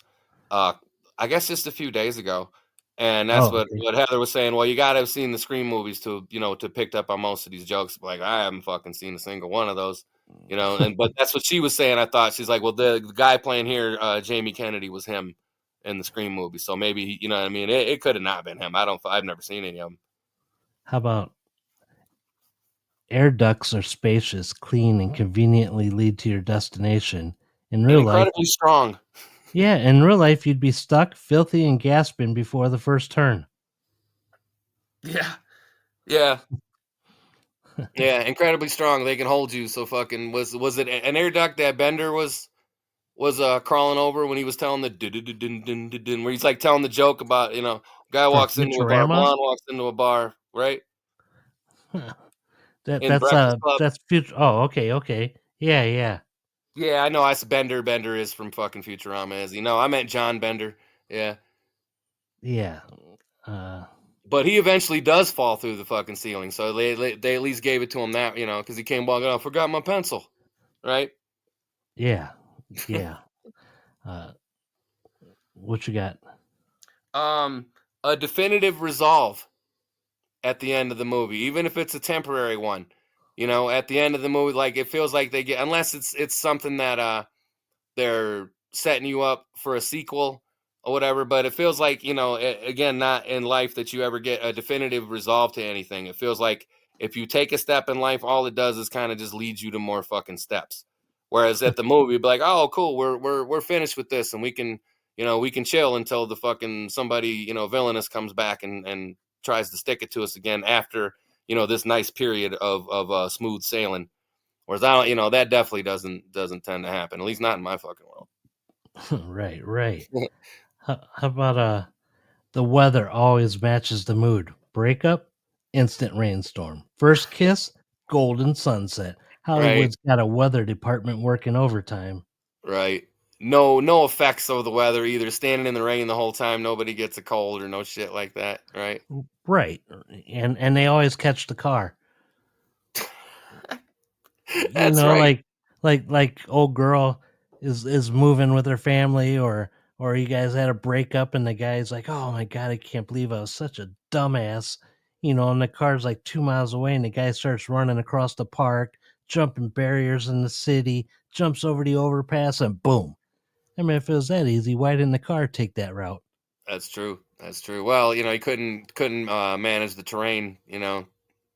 Like the guy could. The guy could cut through areas that they couldn't. You know what I mean? Yeah, that's some silly shit. Some What do you silly got? shit.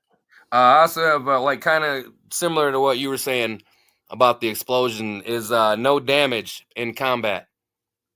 You see, obviously, when I watch fights, I watched there was a fight that lasted 5 seconds this past week. A guy came out, boom, boom, that was it, fight over. But he got up, and the dude on the bottom, you know what I mean, his face looked like fucking hamburger within 5 seconds. Another one a couple weeks ago, maybe 20 seconds, came out, and the guys exchanged.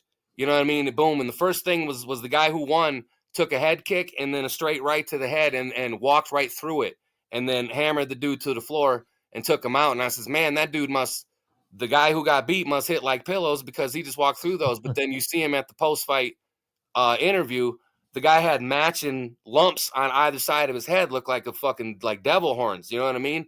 And that's what I say, and that you never see that in movies. These guys they go at it, they fucking hammer on each other, they fight, and then never never a closed up eye, not a, you know what I mean? None of that shit. No trips to the hospital, no concussions, no any of this. Yeah, I agree. I agree. Well, Rocky got fucked up, didn't he? Rocky did get fucked up. He would be the one. He got Yeah, fucked up by everybody, even Hulk Hogan. he did.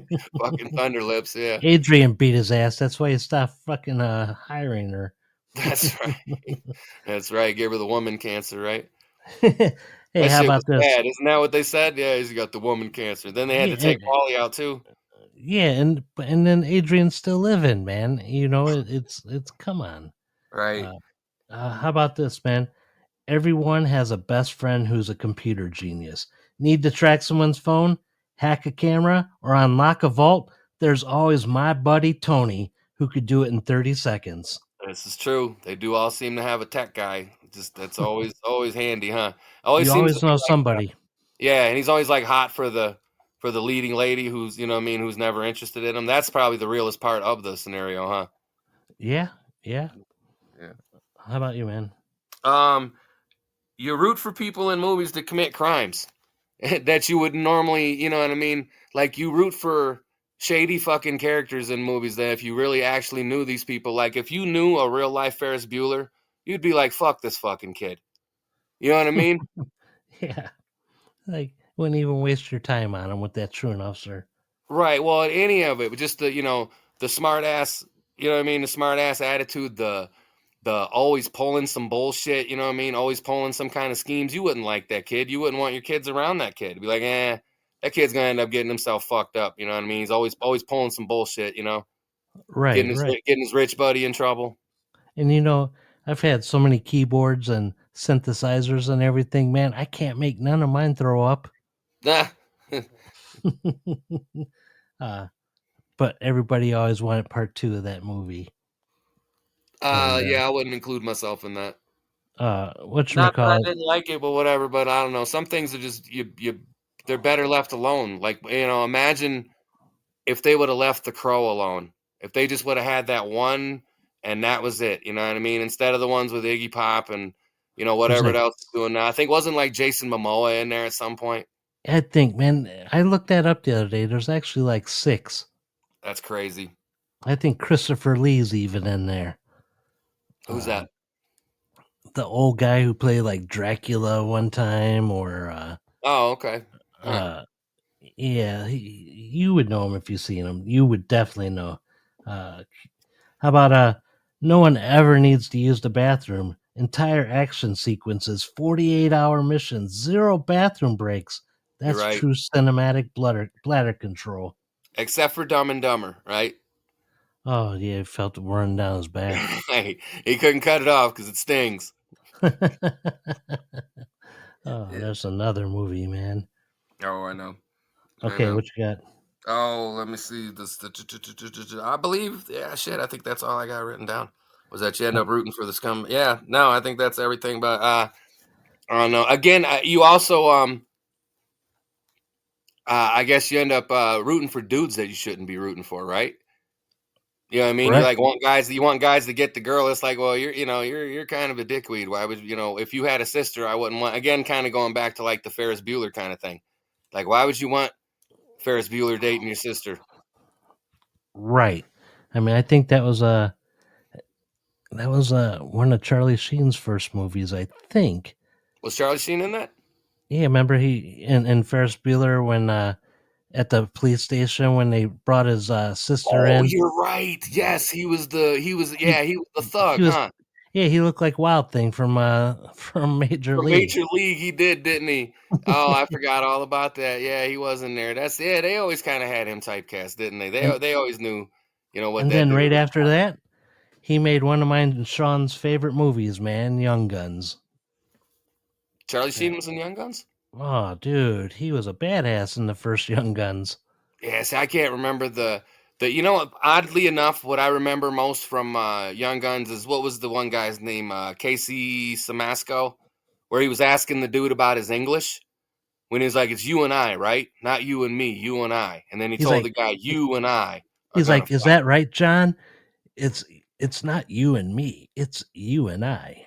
And John's like, that's right, Charlie. And that was like That's like one of that. Me and Sean used to play like we were the characters from Young Guns, man, and he was always that dude. Uh, Oh, really? Okay, and then that's what I remember most from the movie. or part two is, and they're actually talking about making a part three, man, where Billy supposedly didn't die. You never seen Doc die. Like they're putting like three or four people from the original uh, regulators team, and Okay. part two was awesome when he was in. Or no, that was the first one when he came. He got thrown out. The chest got thrown out the. Here's the only in the movies. The chest gets thrown out the window from a second story attic. Mm.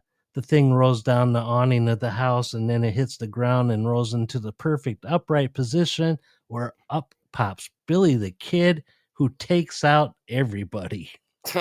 Yeah. Only in the Yeah. movies. No How about practice this? either. Yeah.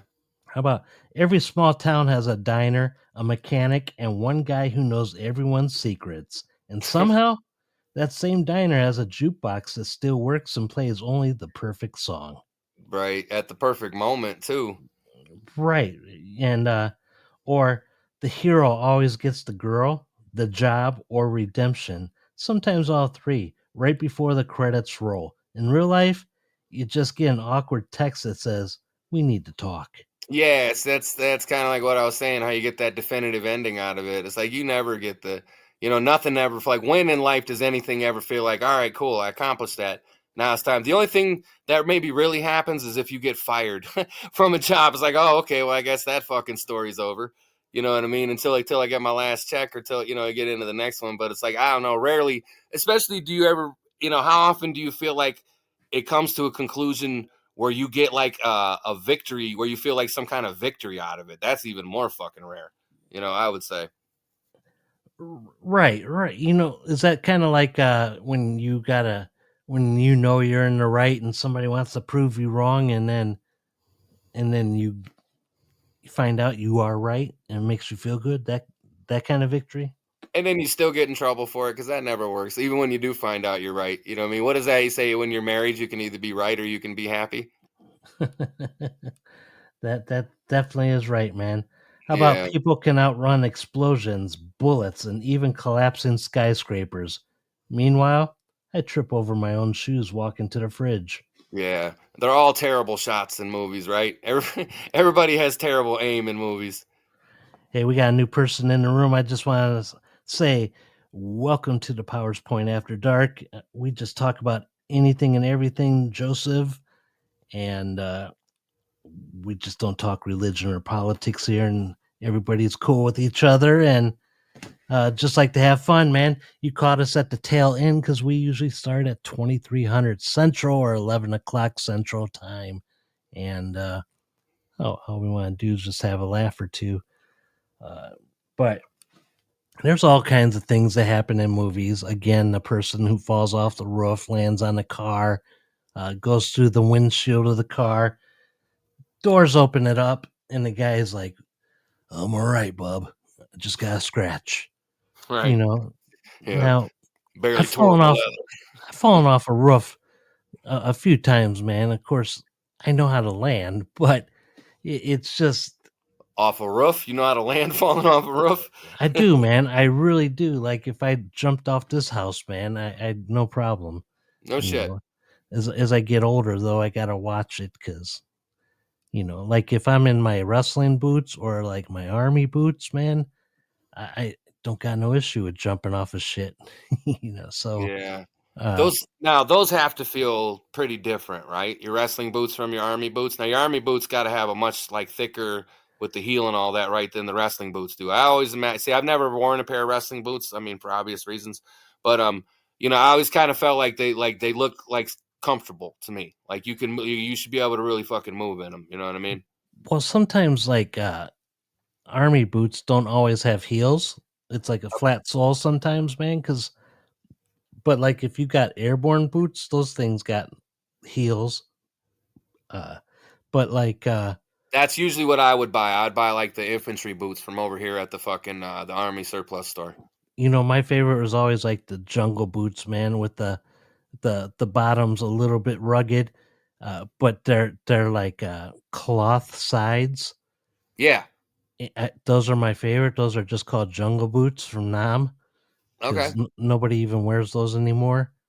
And sometimes, man, you break those boots and then they feel like slippers. So I used to sleep in my boots because I never knew when I had to get out of damn bed because I'd oversleep things, man, and from a hangover party, and I was always dressed, and I slept right under the air condition, like literally feet under the probably about 2.5 feet under the damn air vent. Wow. Yeah, while Dave was banging my roommate or one of this chick from down the hall, man. All right. Like I like right how you under. were sly about clarifying that, Yeah, sorry, Dave. Uh, but yeah, when He was when Dave loud. started rocking, it was like you were a little baby being rocked to sleep, man. Because we Mhm. had bunk beds, and Dave was like the party guy. Well, so was I. But Man, I don't know if I could deal with bunk beds now. I grew up. My brother and I always had bunk beds, and there was other times when I had, was on one form or another fucking bunk bed or not. I don't know if I could relax now. Either on the top or the bottom. You know what I mean? With the knowing the person is sleeping over top of me, because I have had the mattress fall in on me before, and the person from the top fucking fell in, and I've been the person on the top mattress who's either fallen off or fallen through. So yeah, I haven't not a big fan of bunk beds. we used to have this the dude that slept on the bottom bunk. His name was Trinity Bader, and me and Dave and him used to be friends, and then the dude would screw you over left and right, so I ended up just hating him. And Okay. he wouldn't wake up one time, man, because he was drunk, and you kind of like you have to be in formation. If you're not in formation with your squad, then everybody gets in trouble, man. Like if one person screws up, everybody's in trouble. And Bader wouldn't wake up, man, because he was drunk. So I had the 90,000-volt stun gun that I got zapped in the balls with in wrestling, uh, and I hit him right between the big toe and the second toe, man. That little piece of skin, Ooh. and his foot kicked up, and he broke his toe on the bottom of the on the top on the top or on the bottom of my bunk because Oh that wow. foot just kicked up, and that was one of the funniest things I ever did. Oh uh, my goodness, that's crazy. Dave, he really owes you $1,000. yeah, probably. Wow. The That's the dude. thing. What kind of friend? You obviously have to have a pretty good friend like Dave to as somehow, like, like I was joking earlier about, sometimes I'm usually the one that owes somebody $20. How do you get to where someone owes you 1,000? That's, I Either. don't know, it must be a different kind, you know what I'm saying? But I'm also, I'm used to dealing with smaller, I guess, chump change, you know what I mean? you Okay. know, uh, Oh yeah, I guess that would be if it was like some kind of work involved or something like that. See, I guess yeah, my he short. got married, and Dave was the nice guy that's like, "Hey, I got it. I'll loan it to you." Okay. Because the Okay, all right. dude wants to have a decent wedding, and yeah. Damn. But Is Dave, I it gotta tell you, that's man, a shame. it, That's a it shame he fucking did you like that. Dave, if you Bader's from Wisconsin too, man. Okay. He Jeez. Dave, if you look up Bader on Google, it shows him a mugshot in the prison, man. So Oh, really? just go get a visitor's pass and laugh at him, Dave. That would be awesome. Wow. Do you know what Yeah, for? Do you know why he's in there? man. It was probably his mouth because the dude, he was a dickhead, man. Okay. He'd always be smoking. He'd be that guy that takes the draw off the cigarette, man, and then in the same hand point at you. I hate that. you know, but yeah, man, we all used to party still, even though we didn't all like each other. Well, Yeah, that's everybody funny did. that you fucking said, because like now I'm seeing that in my mind. The uh, cigarette and the pointing and all that shit. Oh my god. Isn't that weird how little fucking mannerisms like that are enough to just turn you off? yeah, he's got an easy name to find, man. Trinity Bader. Who Yeah. I always said his middle name was Master, Yeah, And but yeah, he was a dickhead, man. A fat little dickhead. uh, yeah, my goodness. so if you hear this Trinity, for God knows why you would be tuning into this, you owe Dave a grand still, man. He's still waiting for it. Yeah, So fuck you, Trinity Bader. How about that?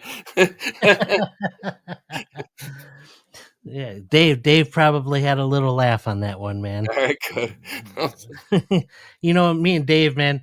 I was thinking the other day, and some of the things that, like, me and Dave, when we used to take like little road trips here and there, man, we'd go to Asheville Zoo, and it's just like a couple hours away. It was on the Tennessee North Carolina border, and me and Dave, we would keep playing the newest CD over, man, Pablo Honey, and Fuck yeah, that's a good one. dude, we listened to Creep so many times, man, and that and Jeff Foxworthy.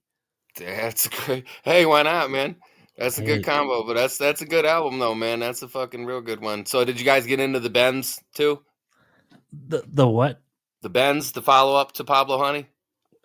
See, I didn't really like pay attention. We just played Creep over and over and Oh, over, okay. and then between every third time playing Creep, man, you got Jeff Foxworthy. You might be a redneck if Oh, you you know guys didn't listen to the whole album? You just listened to Creep? just the Creep, man. Oh, okay. Well, shit, there's Street Spirit. There's a couple other good songs on Pablo Honey. So yeah, maybe I'll go back and check that out. I'd check out the Bends first. It's a better album, I would say, but yeah, I Oh mean, yeah, it's in that pocket right in between Pablo Honey and OK Computer. You know what I mean? So it's like they're not quite to the weirder than weird shit that they go on OK Computer. We're talking about Radiohead, by the way, for any listening and not sure what we're talking about. But yeah, Radiohead's the Bends. It's like the perfect little pocket right before they hit OK Computer. So it's a really, if you like radio, if you like some of the less weird, more like I guess pop shit from Radiohead, that would be a good one to listen to. Whole album. where are you Fuck from, Radiohead. Joseph? Just curious, where are you from, man? State. You don't have to give me the city or anything. I just like to know where like people are from.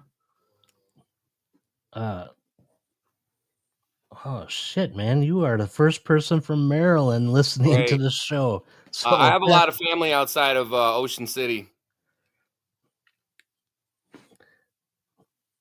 so hell yeah, dude. Hey, like I said, we are live every Friday night unless something happens like last week, and we are 2300 11 p.m. every Friday night. We like to have fun, laugh, and if anybody has a subject that they want Keith and I to touch bases on, as long as it's not religion or politics, because man, there's enough of that shit out there. That's fucking We stupid. don't, like I said earlier, we aren't the 700 club, we're the 2300 club. So uh, you can always check in with us at the Powers Point Podcast at yahoo.com. Sorry, like there's so much emails and like websites like rolling through my head, man. I almost had to ask Keith what the hell the site is. But if you go to Powers Point Podcast at yahoo.com and in the subject line put After Dark idea, and then just, I don't care if it's craziness or you want us to check out a new album that you heard, and just anything, a movie, if you want us to check out a movie, see what we think of it, or Yeah. just I heard you watched the new John Candy documentary. man, I gotta tell you guys real fast after this, but yeah, in the subject line put power After Dark idea, throw in the damn in the header or in the subject or whatever, man, in the body, put in whatever he wants to cover. We'll do it, and we'll do it thoroughly. So as long as it ain't like some crazy ass I don't know, man, lamb chop kids videos from back in the 60s or something crazy. But so glad you brought that up, man. There is a new documentary out that came out today called I Like Me, the John Candy documentary. It is on Prime Video. Man, all I got to say is I love John Candy, but I love him even more on this Oh show. boy. Yeah, And I love John Candy too, so I'm imagining I'm gonna be right there with you. and you know what, man? It's just I had teary eyes on the end because I'm just going to start this off and tell you like the first scene. Okay, the first scene starts in St. Baliska Hall or church in Toronto in 1994 at John Candy's funeral. Oh boy. And Dan Aykroyd's giving the eulogy. And, and then it goes backwards to 1954. And it's an amazing show, man. You see everything behind the scenes, unlike how people used them. Or they all want to call in favors. You know, hey, can you do this, John? Can you do this? Can you do this? Could you be in this? Could you be in that? And the dude never said no. And it was amazing. You know, all he wanted to be was a family man. And our friend Trish Ranoni is going to get to sit down with his daughter Jennifer here in the next couple days and talk with her. So that I think that's very cool. And That's real cool. it's got a lot of actors in this, man, talking. Colin Hanks directs and produces this documentary, which is Tom Hanks' son. And He's a talented kid in his own, man. He's done some stuff. he's done some cool stuff. But like Bill Murray's in it, Mel Brooks, Eugene Levy, uh, so many people. And Bill Murray is like, I wish somebody could find something bad about this guy because he's been trying to think of like something since he's met John.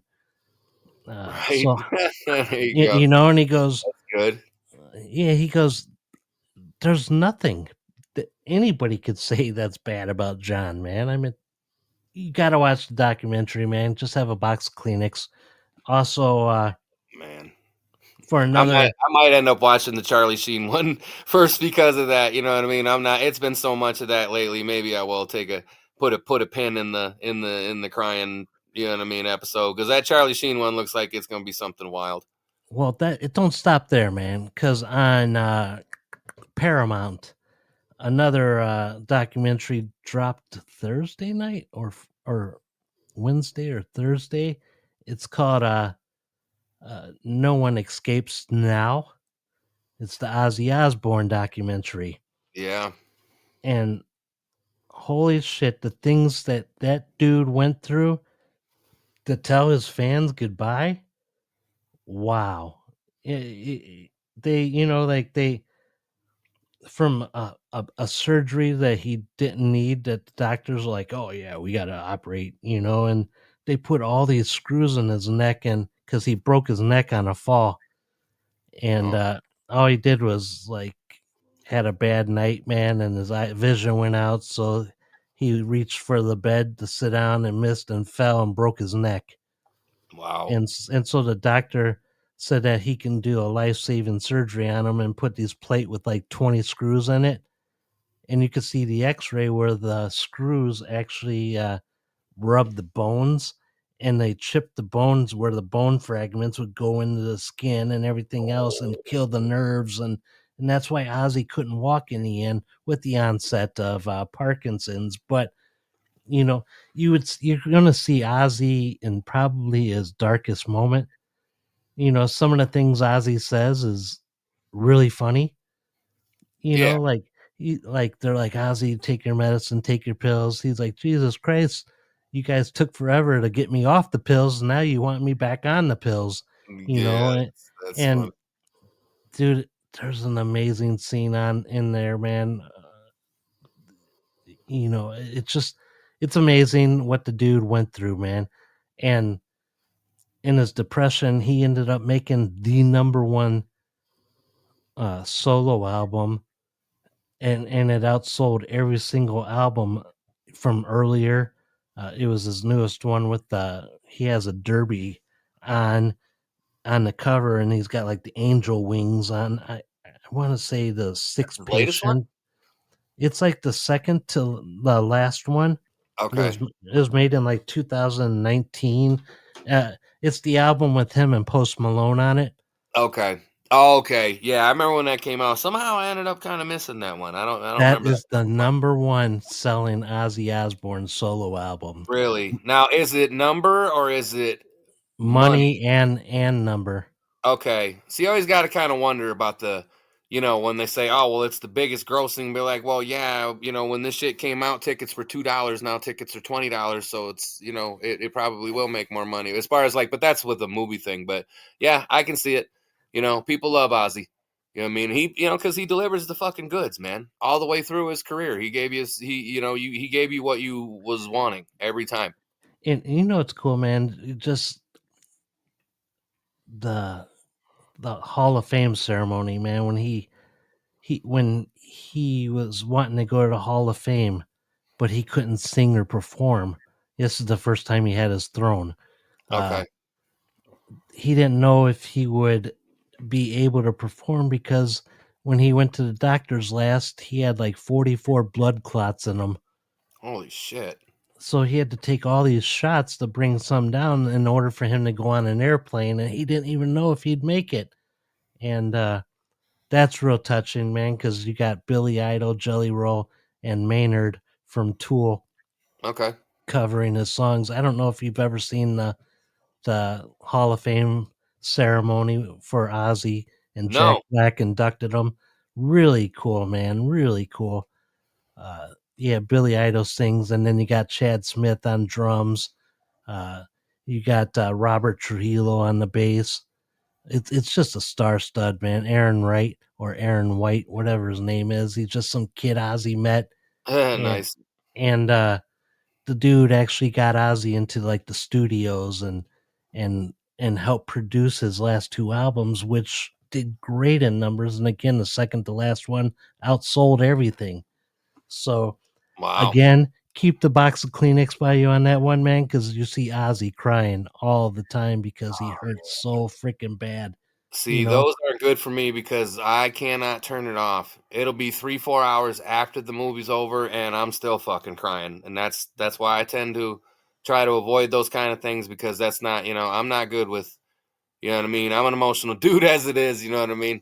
I tend to have to excuse myself, be like, whatever, because something's hitting me the right way, you know what I mean? So if it's gonna be that bad, I don't know.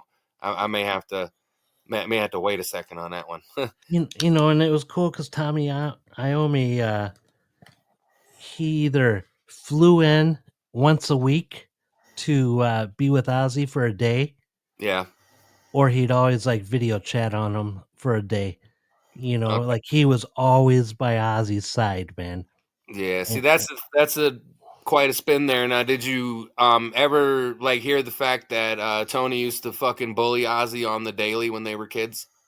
no, man, no. But Yeah, he yeah, they goes said he used to through that bully him. stuff. He used to beat the shit out of Ozzy on the regular when they were kids. That he was a bully.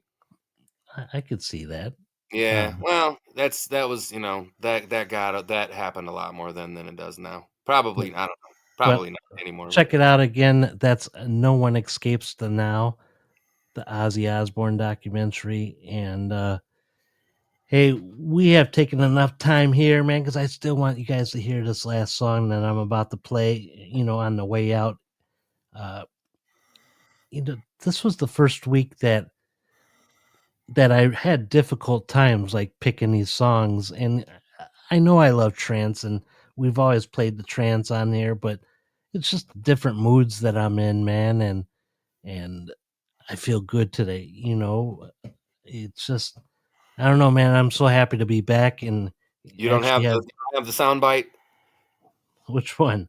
the James Brown. No, I don't have the sound bite. Oh my God, Pops fucking laughed his ass off every time. For Joseph, there's a couple weeks ago, Scott kept dropping the beginning of James Brown's "I Feel Good," and it was just like he would drop it out of nowhere, and it was pretty funny. So if you maybe want to go back a couple weeks, you know what I mean. So thanks for joining us, and we hopefully we'll see you next week here. Yeah, keep talking, Keith. Keep talking, man. Thank you for your time. But like I said, it was pretty funny shit. He dropped the it was like it's the opening of the James Brown, and it's fucking It was good. It was good stuff. Funny shit. You know what I mean? I'm My look, dad I'm was looking, I'm looking for it real fast, man. I'm okay. looking, Yeah, that's what I figured, you know what I mean? And, yeah. again, if you're into documentaries, there was a documentary that I used to talk about every week for about 6 weeks. It's called, The Death and Resurrection Show. It's about a band called Killing Joke, and I've actually watched it again recently, and I'm probably gonna watch it again in the near future here. So that's probably my favorite documentary of the year. So instead of watching Ozzy's and crying my eyes out, I'll probably watch Killing Joke one more time. Hey, real fast, man. James, how you feel? I feel good. There it is. Well, You got to but keep that on standby, man. I'm going to keep it on there. I'm going to keep it on there. But honestly, man, it's been a pleasure talking to each and every one of you guys. Thank you, as Keith said, man, the giving us the most valuable thing, man, is your time, and we really hope you join us again. And Dave, Sean, and Mo. It ain't no no coincidence that your name almost sounds like the word motivation. Mo, Dave, and Sean, motivation. oh, dude, Isn't I that didn't cool? even think about that. It is cool, man. Hey, so uh, the crown jewel is going to be on in like 3 hours, man. So I got to get some sleep and watch the Perth wrestling. So, guys, honestly, next week, 2300 or 11 p.m. Central Time, man, come back on, join us, give us a call. Just yeah, have fun. So, from me and Keith, you guys, man, keep rocking. You guys have a great night, a great week, and we'll talk to you next week. Bye. See everybody next week. Ready to add a Wrong fucking song. We were parked beneath the neon sign. You laughed, said this town never sleeps on time. Flicks your lighter just to watch it glow. The flame danced like the night we let go. You said dreams don't wait for fools like us, but I swore I'd chase you if I must. Now your shadow's in the rearview rain, and I'm whispering your name. Oh man, I still see you in the low light, bare feet on the dashboard, I'm in midnight. The world was young and we were barely sane, but I'd break all over again for you, man. There's a record spinning, scratching slow. It skips where your voice used to go. Every melody's a ghost, I know, and it hurts, but I don't let it show. You said love's a fire, not a flame. It burns, it heals, it's never tame. Now I'm alone with just this ache, and the promise we forgot to make. Oh man, I still see you in the low light, bare feet on the dashboard, I'm in midnight. The world was young and we were barely sane, but I'd break all over again for you, man. Break all over again for you, man. Break all over again for you, man. If I call, would you answer slow, or just let that old song go? The one we played till the tape gave out, where love was loud and life had doubt.